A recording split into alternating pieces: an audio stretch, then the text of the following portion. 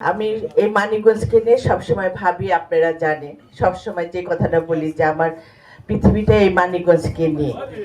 সেই মানিকগঞ্জের জন্য যাতে আমি আগামীতে কাজ করতে পারি সেইটা আপনাদের কাছে দোয়া চাচ্ছি।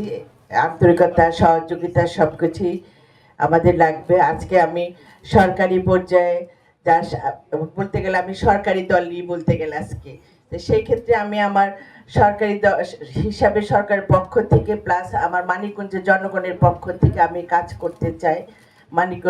মানিকগঞ্জের প্রতিটা জনগণের কাছে যে আমি কমিটমেন্ট করে আসছি, যখন আমি ভোটের মাঠে গিয়েছি সবার যে আন্তরিকতা, আমার তৃণমূল পর্যায়ে নেতা কর্মী প্লাস আমার সাধারণ জনগণ যেভাবে আমার পাশে এসে দাঁড়িয়েছিলেন, আমি তাদের যে কমিটমেন্ট দিয়ে এসেছি, তাদের পাশে থাকার যে অঙ্গীকার করে আসছি, আমি চাই যেন আমি সেটা ধরে রাখতে পারি এবং আমি মানিকগঞ্জকে নিয়ে যে স্বপ্ন দেখেছি সেই স্বপ্নটা যেন পূরণ করতে পারি।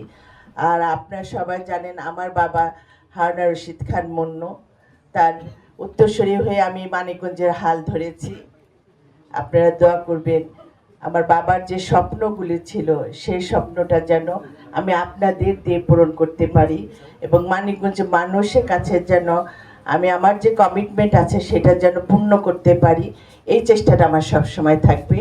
আবার আমরা যে মিনিস্ট্রিতে যখন বসেছিলাম এটা নিয়ে আলাপ হচ্ছিল যে যেহেতু মানিকগঞ্জে একটা বালিয়াটি বাড়ির জমিদার বাড়ি, যেটা ওইটা কিন্তু কোনো যত্নে কোনো সংস্কারই করা হয় না, ওইটাকে আমরা আবার ঠিক করতে পারি।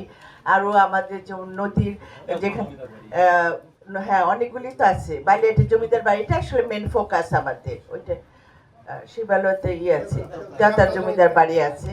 তো এইগুলিকে নিয়ে আমরা কাজ করবো, কারণ মানিকগঞ্জে তো অনেক ঐতিহ্য আছে, সেগুলো নিয়ে কাজ করবো। আর ট্যুরিজমের কোন পর্যটকদের জন্য যাতে যারা আসবে টুরিস্টরা, তাদের জন্য কোনো কিছু করা যায় কিনা, যেটা আমাদের পদ্মা কাছে যেহেতু অনেকে খুব পছন্দ করি, সেটাকে কাজ করতে তার আগে আমার মেন কাজটা থাকবে নদী শাসন।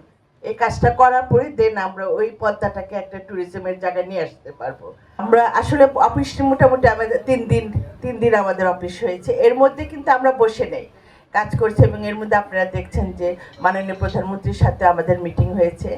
আমরা যে এখন যে প্রায়োরিটি বেসিসে থার্ড টার্মিনালকে নিয়ে কী করা যায়, এটা একটা আমাদের কাজ। তারপর সামনে আমাদের হজ আসছে, হজ যাত্রীদের যাতে কোনো অসুবিধা না হয়, এটা একটা সেকেন্ড কাজ। এটা আরেকটা আমরা চাচ্ছি প্রবাসী যারা আছে তারা যেন কমফোর্ট জোনে থাকে, তারা যেন এয়ারপোর্টে নেমে যেন মনে করে যে না একটা পরিবর্তন এসেছে।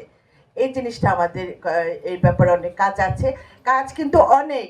আমি ঢোকার পরে আমি দেখছি যে প্রচুর কাজ পড়ে আছে, সেই কাজগুলো আমাকে আস্তে আস্তে বুঝতে হবে, বুঝে তারপর আমরা আস্তে আস্তে করবো। যেটাই আমি করব মাননীয় প্রধানমন্ত্রীর ইনস্ট্রাকশনে আমরা সেই কাজগুলি করব। প্রধানমন্ত্রীর বক্তব্য আপনারা নিশ্চয়ই শুনেছেন যে উনি কিন্তু এবার অনেক কঠিনভাবে নেমেছেন, যে দুর্নীতির বিরুদ্ধে কিন্তু কঠিনভাবে নেমেছেন এবং আমাদেরও বারবার ইনস্ট্রাকশন দেওয়া হচ্ছে আমরা যেন সততা নিয়ে কাজ করি। আশা করি ওনার সেই বিশ্বাস আস্থাটা আমার উপর আছে দেখে এত বড় দায়িত্ব নিয়ে দিয়েছেন, আমি সেজন্য তার প্রতি চিরকৃতজ্ঞতা প্রকাশ করি।